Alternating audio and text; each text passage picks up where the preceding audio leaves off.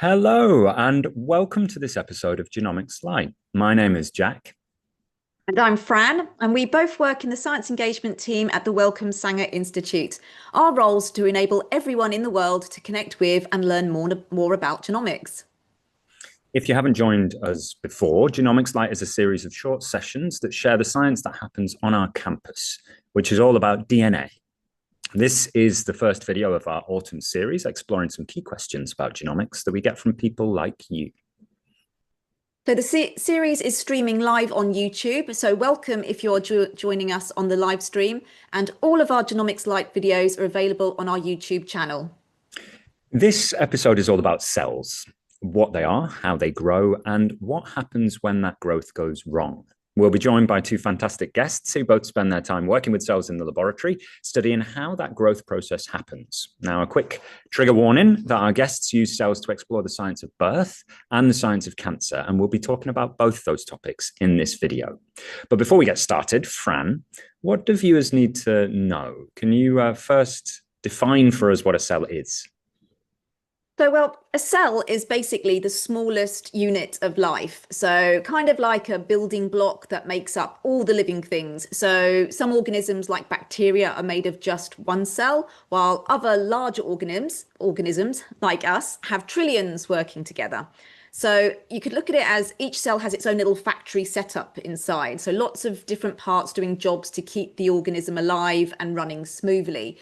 If a human has 37 trillion cells. And what's interesting is that there's hundreds of different types of cells, all specialized to do different jobs. So if we were to zoom in on these cells, like using a microscope, they all look quite different.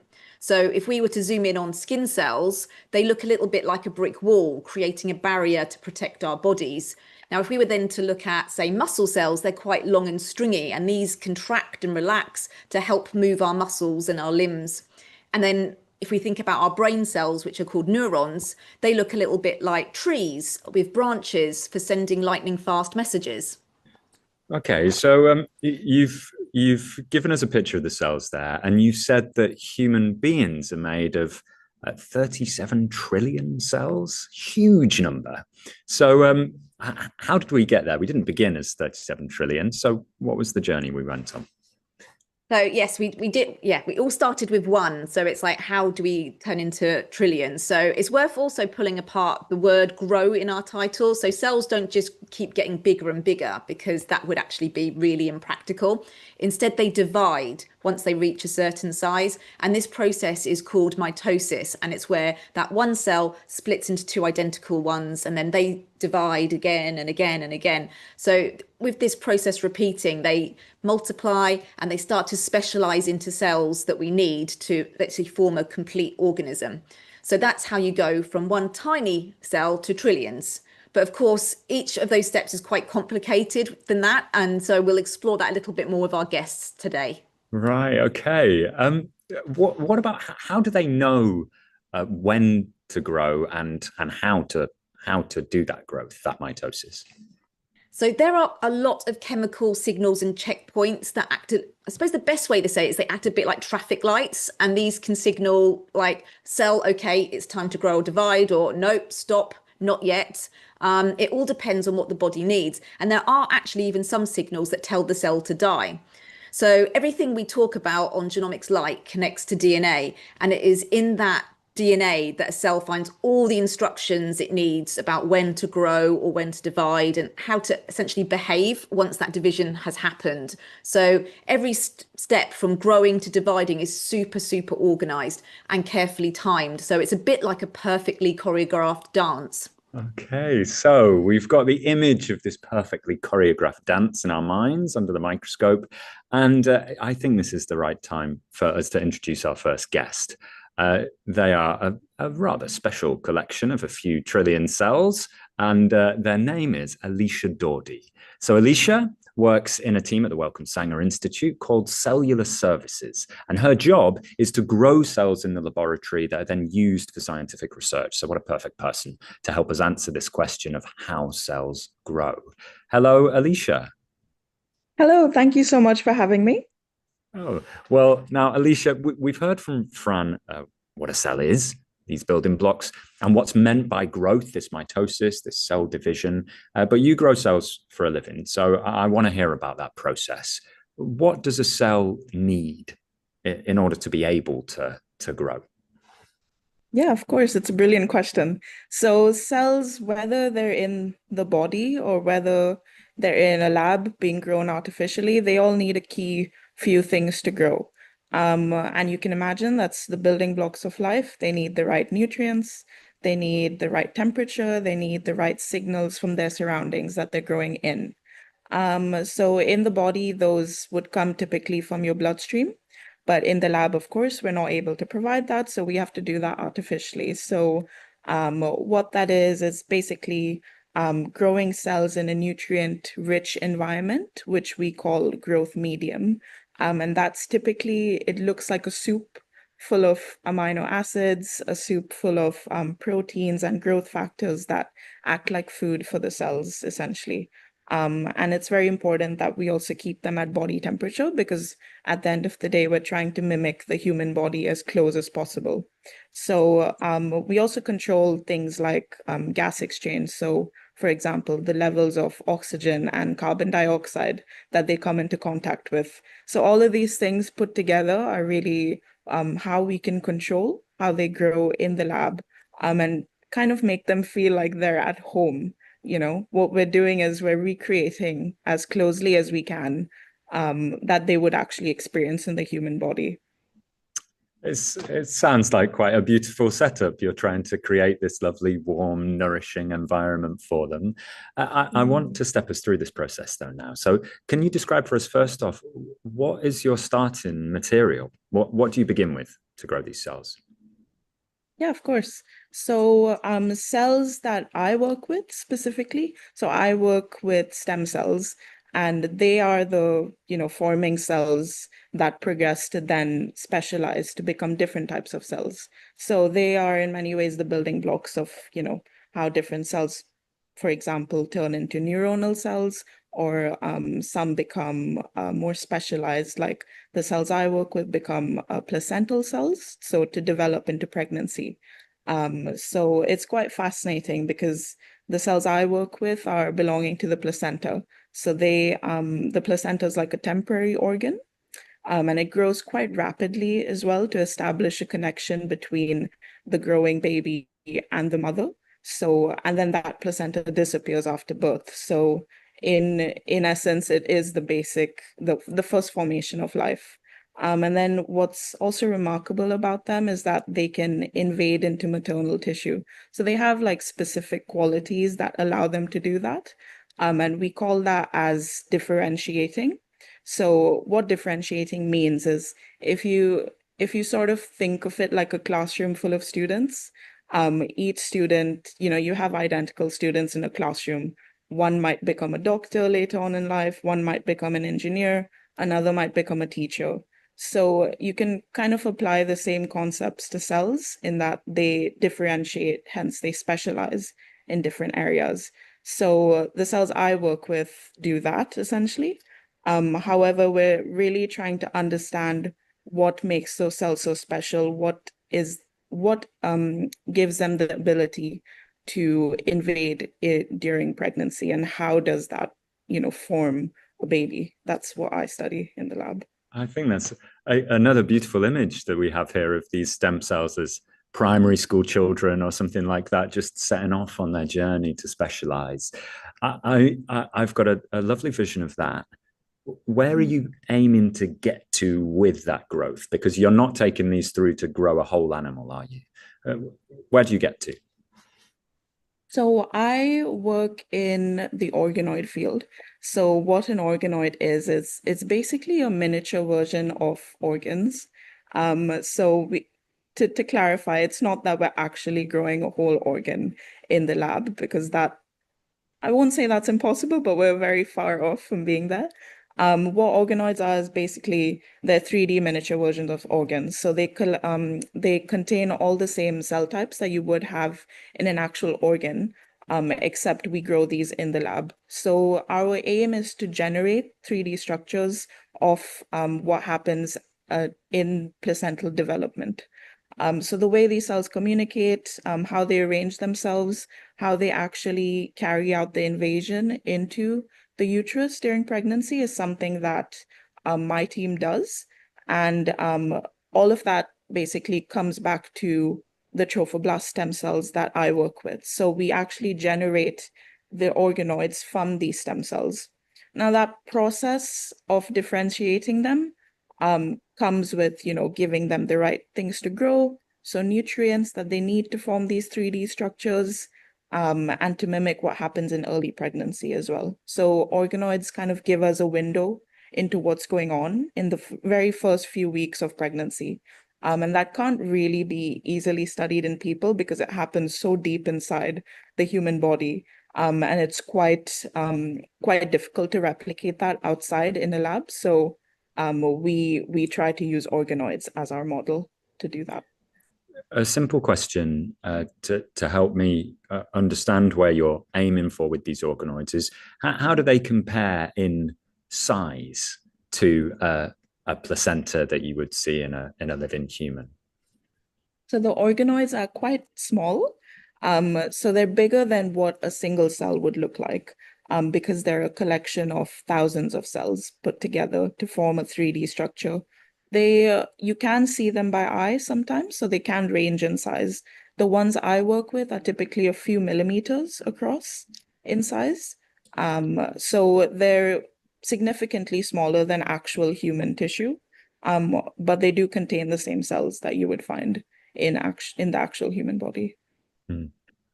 I've got some images that I can share with people here. And I'm just going to put these up now. Perhaps you could talk us through what it is that we're seeing in the window here. So if I just make this full screen, sorry,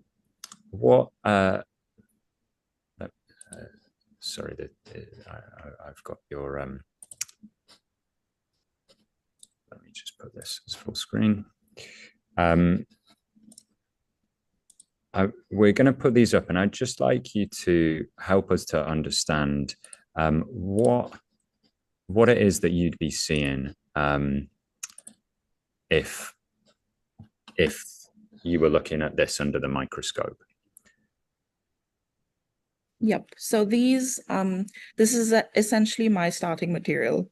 So what you're seeing in the picture here is a 2D trophoblast stem cells. So what trophoblast stem cells are is that in early development of a fetus, these cells would go on to form the placenta.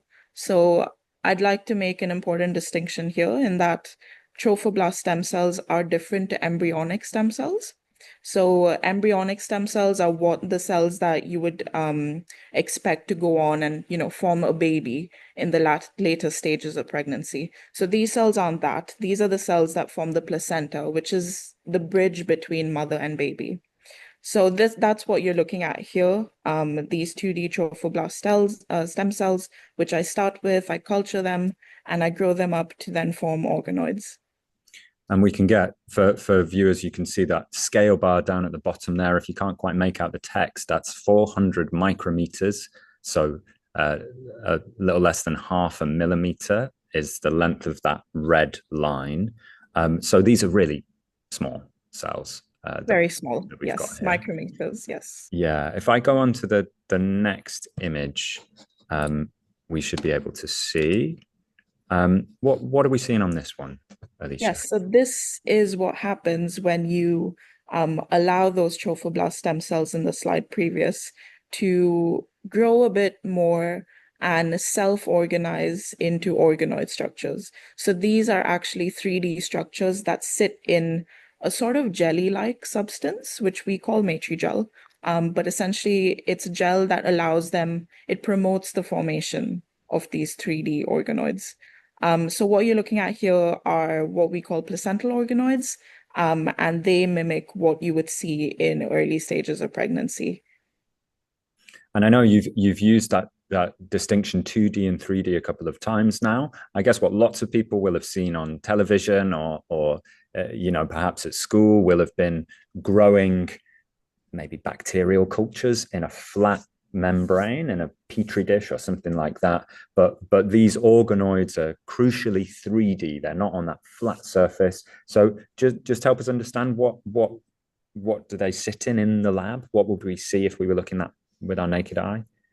So you would see, so all of our the labware that we use in the in the lab is plastic. So these organoids actually just grow on plastic.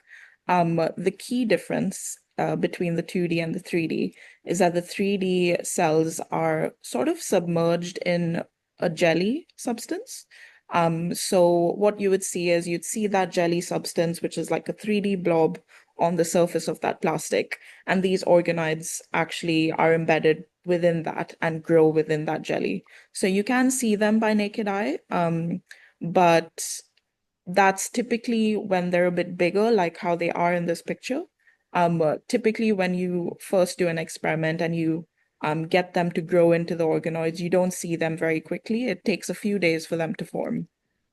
So the ones that I work with, the transition period is typically a week before they start looking like this. Mm.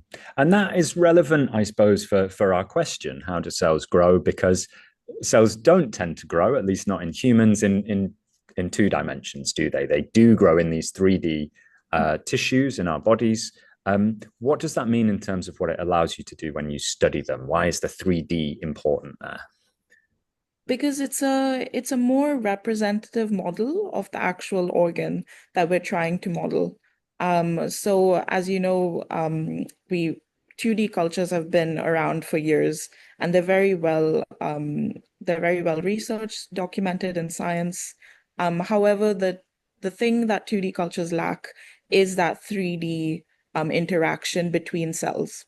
Now, we've been able to research organoids for a couple years now, and it still is an emerging field. So they're a much better, model for us to use and actually predict how cells are going to respond to even drugs, different types of treatment, investigate gene therapy, and they're just they're a more representative model of what happens in the human body. And the other benefit I would say is that we are trying to diverge away from using animal models. So because organoids are a relatively easy model now for us to use, and it doesn't rely on you testing animals, they are the more preferable technique, in my opinion, to go forward with. Mm. I know that lots of our viewers will feel strongly about animal testing, and so it's useful to hear that this method means that scientists don't need to do that as often. I've got one more picture to show, and I'd just like you to explain what we're seeing in this stunning microscope picture, really. So, what do we have here, Alicia?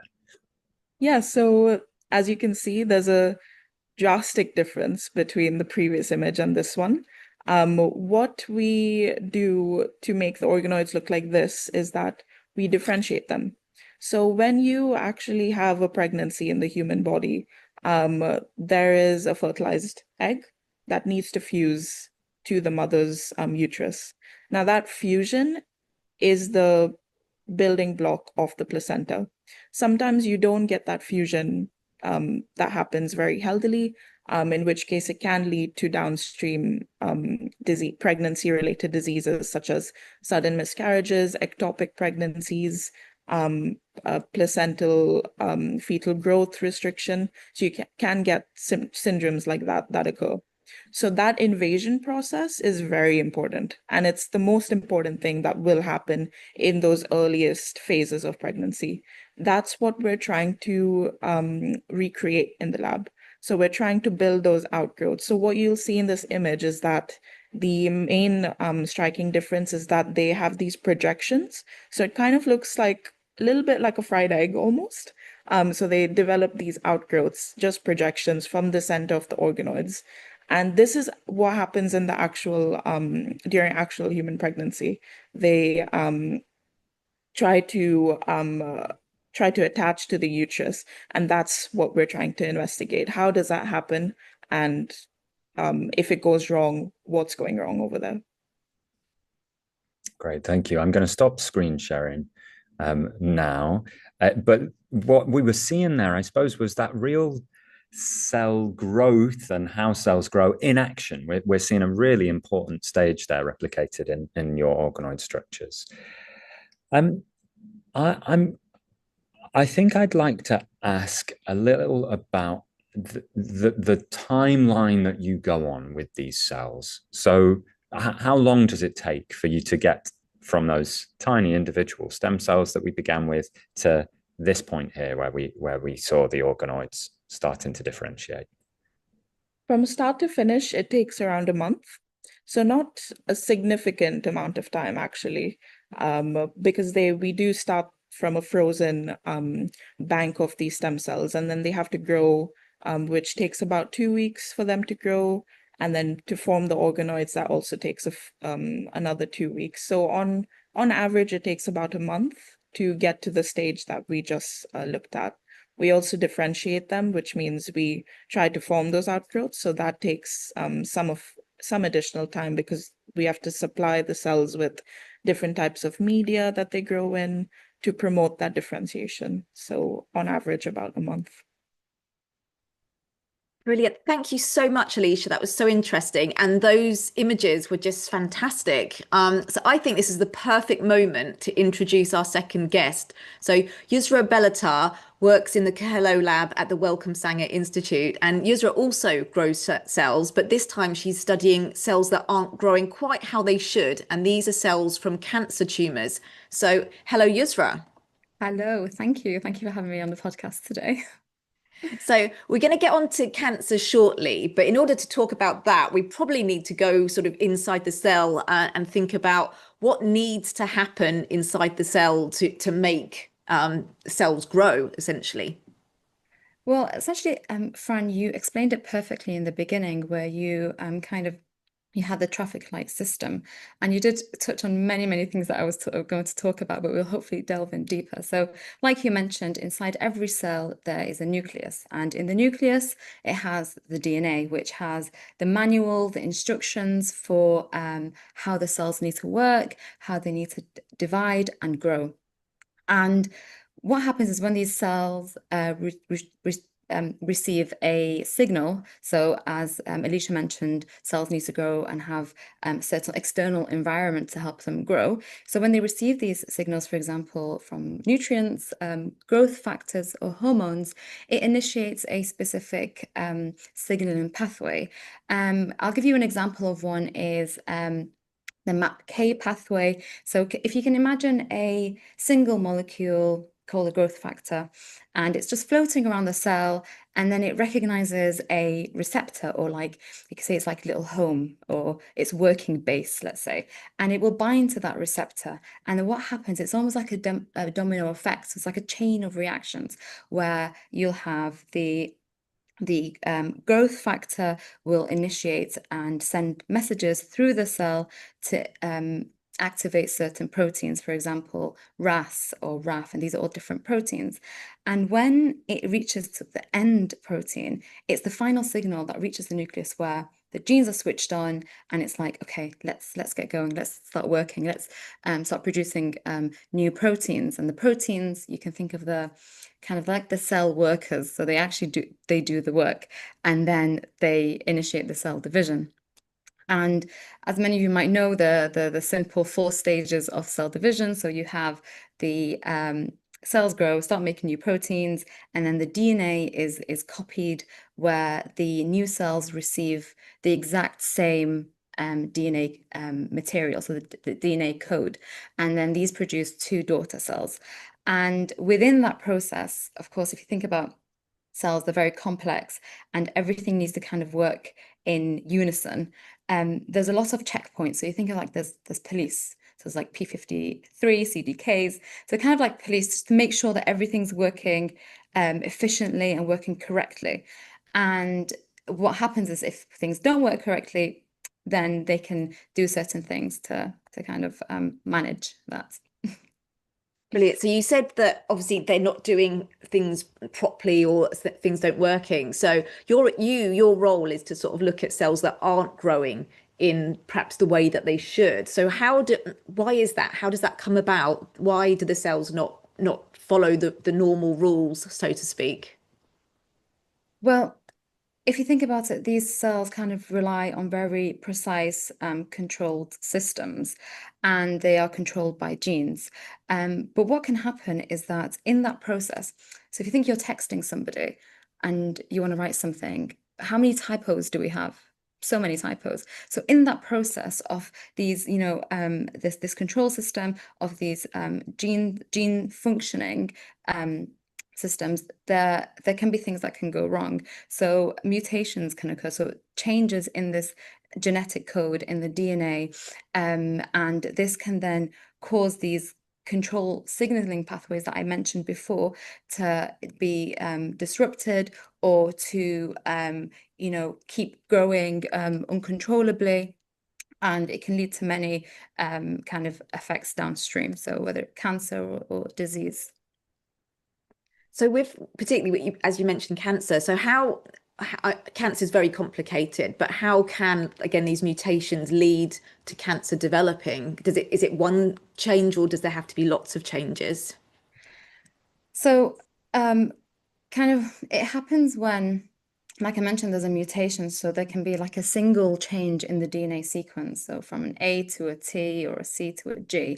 And this can happen where when cells normally divide, so I mentioned these checkpoints, there's also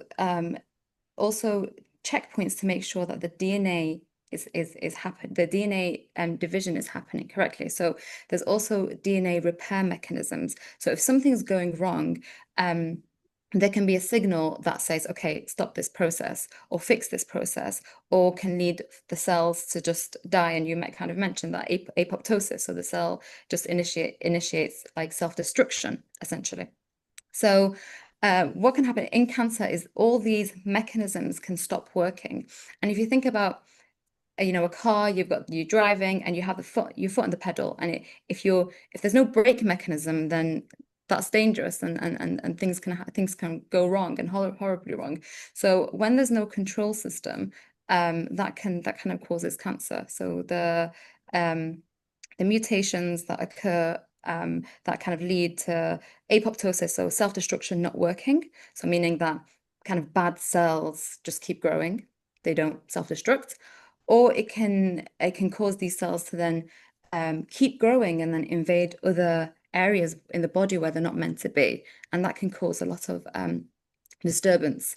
And these mutations essentially can happen for many, many reasons. Scientists are still working to this day to find out new reasons of why mutations can happen. So it can be simple mistakes, random mistakes. Like I mentioned, use the example with the phone and texting.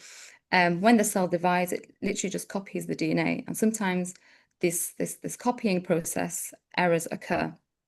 Also, there's environmental factors, which is very important. So, for example, smoking, or kind of intoxication, or certain chemicals that you're exposed to, or prolonged exposure to kind of UV light from the sun, like radiation, and even certain infections or bacteria can actually cause cancer and changes in the DNA. Gosh, it's just so complicated, isn't it? So what particular kinds of cells do you work with? I mean, are there particular cancers that you focus on? Yes, so I work mainly on blood cancers and lung cancers, and also colorectal cancers, and they're all very different. They all stem from patients who have had these cancers. So, for example, chronic myeloid leukemia is one of the certain blood cancer that I've worked with, and also lung cancer, and lung cancer is a very prevalent cancer here in the UK. So with the leukemia, cancer is quite different. So a leukemia would be quite different to a colorectal cancer. Do the cells look different? And things like that? Yes, so kind of Alicia mentioned kind of how cells look. So I work with 2D cells. So if you think about, if it's a blood cancer, how do blood cells exist in the body? They exist, they're in suspension. So we call them suspensional cell lines, because they exist, they're just floating around. And in the microscope, when you're looking down, they're floating around. But for example, lung cancer, if you look at the lung, it's in a fixed place. So they're called adherent cell lines. So what happens in the flask, they would stick to the flask at the bottom. So the way they're dealt with is very, very different. But I know organoids are even more complex when you work with, but yeah, they are quite different, and they need different nutrients, different media, and yes, and it also depends what you're doing with them as well. Brilliant.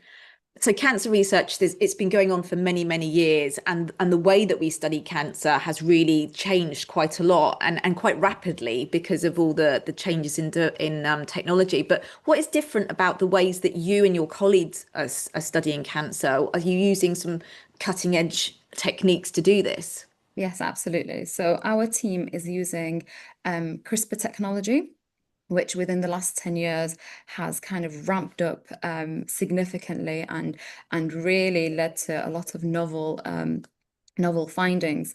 And we use tools a tool called base editing and prime editing, where if you think about it, like you mentioned, so we use molecular scissors, where it helps us change individual or a group of letters in the DNA sequence. And it essentially, we kind of do this so it helps us kind of mimic what we're seeing in patients. And we do this ultimately to find kind of reasons for drug resistance. So for example, in chronic myeloid leukemia, so what type of blood cancer, we have found that there are the first drug that is prescribed to patients, more than 30% of them are completely resistant, so they don't work.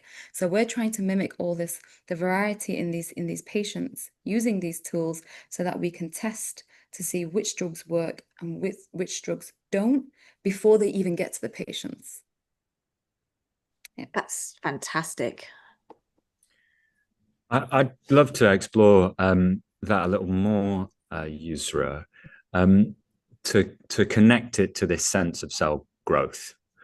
So you drew this picture for us of these ways that the cell is controlling whether it grows or whether it doesn't when it's a healthy cell, and that you're using CRISPR then to perturb that, to kind of prod it and find out what elements within a cell that isn't growing properly are responding to drugs and aren't responding to drugs. Yeah. If you were looking at those cells that were resistant and weren't resistant under a microscope, would you be able to see any difference from how they look?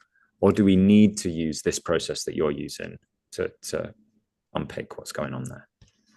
Well, if you think about it, we're using, for example, one cell line that's derived from one patient. And that patient, so for example, if you have two people who both have this type of blood cancer and you test them with the same drug, you can find that one patient, the drug works, and the other patient, the drug doesn't, even though they have the same cancer. But that's because we are all genetically different.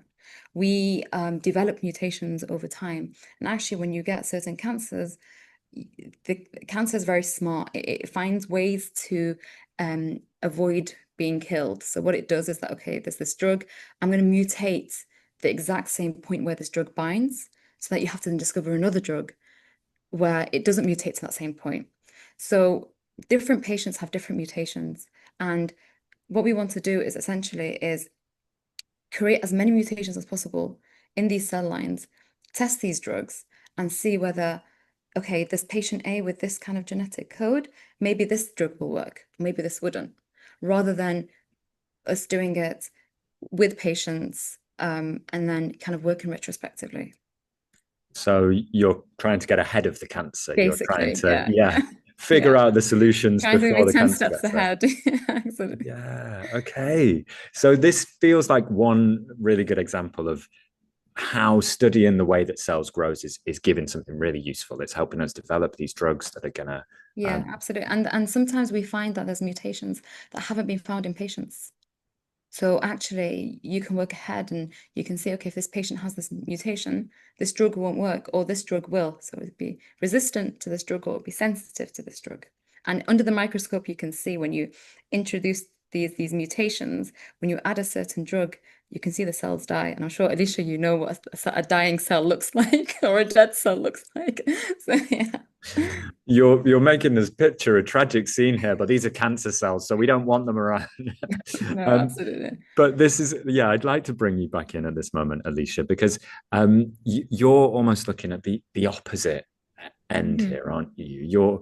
You're at the very beginning of the journey of cell growth. When the placenta is first forming to support that young fetus, how does studying the way that cells grow at that point, why are you looking at that area?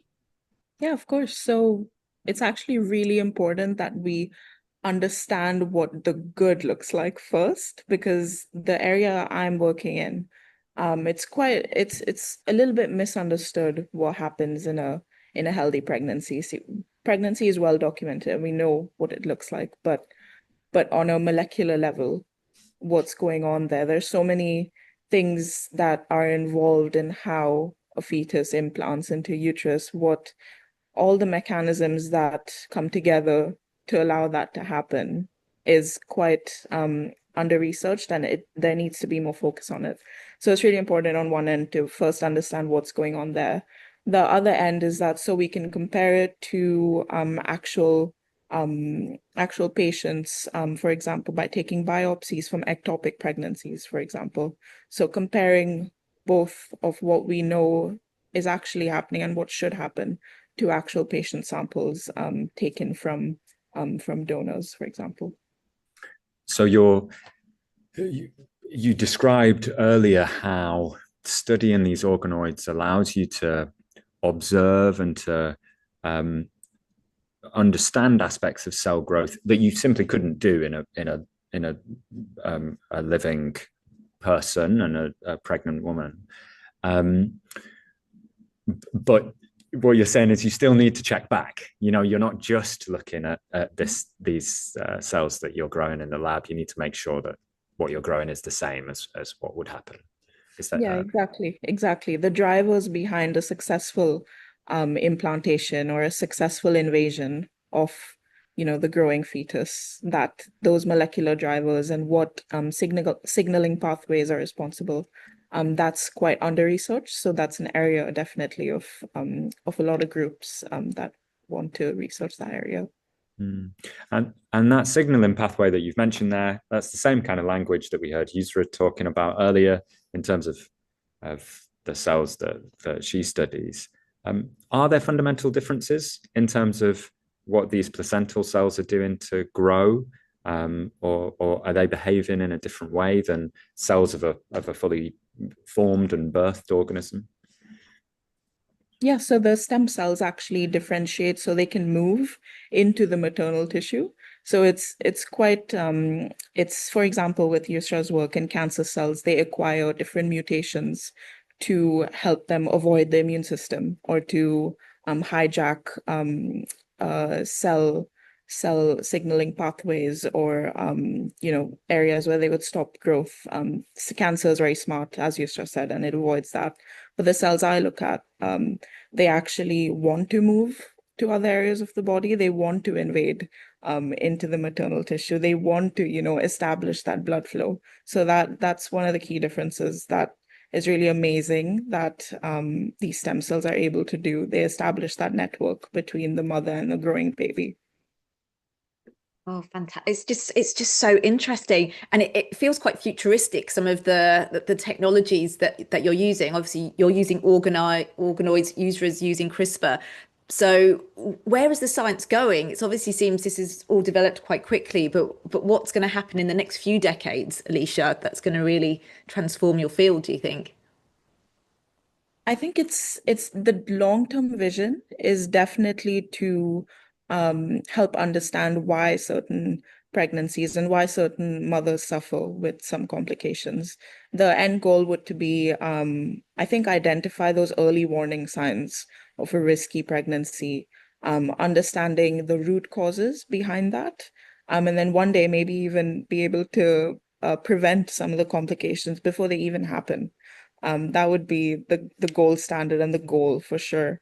What's exciting with working with the placental stem cells in the lab, we can it's a collaboration with with another group here based at Sango.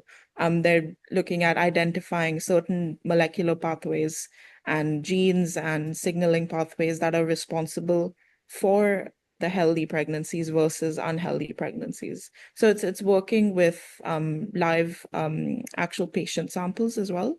So it's not just limited to organoids. This can be applied to so many different types of samples. And I think in the future, hopefully, work to correct some of those complications that happen. Hope, fingers crossed. Fingers crossed indeed. Now, Yusra, do you think there's any new exciting technologies around the corner that's going to help with your research, that's going to take it forward to the next level? Yeah, of course. I think similar to the end goal is to improve patient outcome, and actually, yeah, prevention is better than cure, right? So if you can prevent this is amazing. And it has happened with CRISPR, so using CRISPR to actually treat, for example, sickle cell disease, which is a genetic disease, and it's worked, and it's provided a lot of hope for research. And as well, we are in the era of AI, so we need to think about how we can use AI to help us even in science. So, for example, our aim is to hopefully use AI to build kind of machine learning models that can help us actually predict. So instead of waiting for the patients to be treated with this medication, actually, how can AI help in this process? So yeah, and AI is proven to be a very, very powerful tool.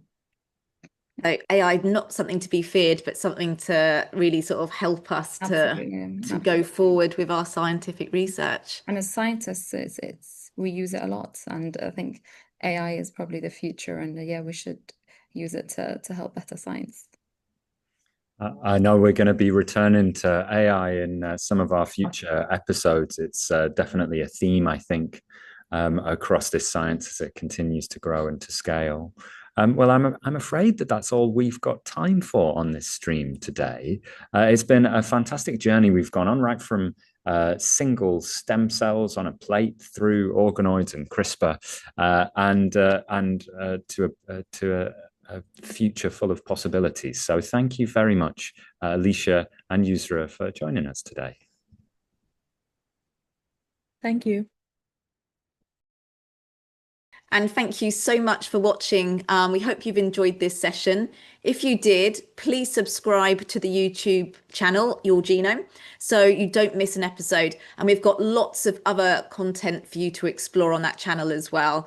Genomics Lite will be back next month. We're sticking with the theme of cells, and we're going to be asking, how many cells do I have? We'll also be sort of looking at those numbers that we mentioned at the start of the episode. We'll be delving into the different types of cell types there are in the human body, but also we're going to be finding out about an amazing project that is looking to map them all, and that's called the Human Cell Atlas. But until then, goodbye.